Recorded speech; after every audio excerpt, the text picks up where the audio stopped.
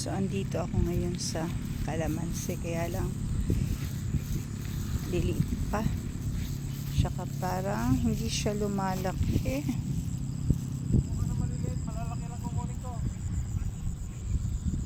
Ayan, talong, maraming talong na tanim. So pitas tayo ng konti pang ulam.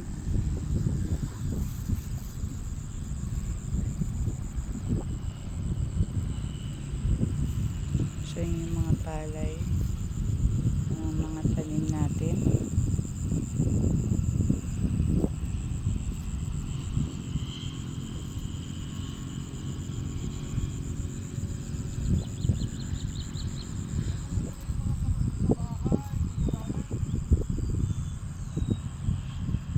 Ayun si tatay at ang asawa ko namimitas ng talong.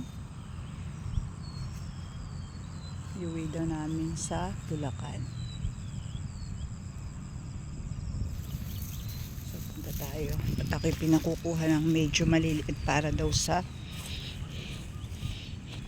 ilaga. Wow, sarap. Oh, you see? So may supot akong dala.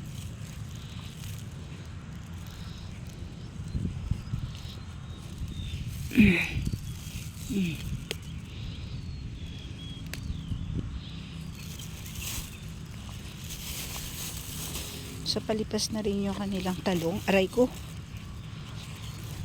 ito yung masarap ilaga, yung ganito lang kaliliit.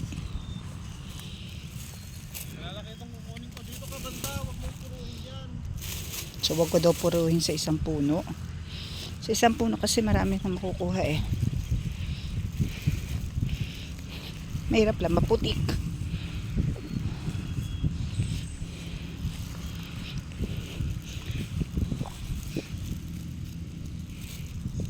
See. Ang dami bunga ng kalamansi. Kailangan magtalbos tayo sa kalamansi para lumaki.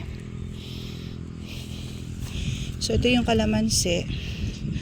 So siguro dapat namin siyang talbusan para magsaringit. Hindi kasi natatalbusan eh. So yung nag-aalaga kasi wala ngayon dito.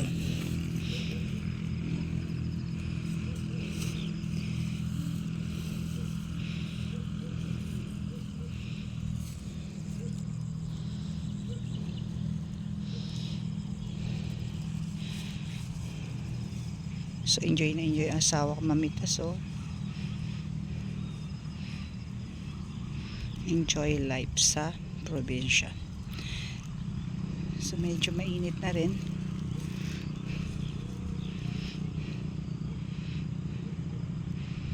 So ilan na lang natira sa aming puno ng mangga. Ayun na lang oh. So bali ilang puno na lang to? 1, 2, 3, 4, 5, 6, 7, 9, 10 puno na lang. Kasi tinaniman namin siya ng kalamansi pero bagal naman lumaki.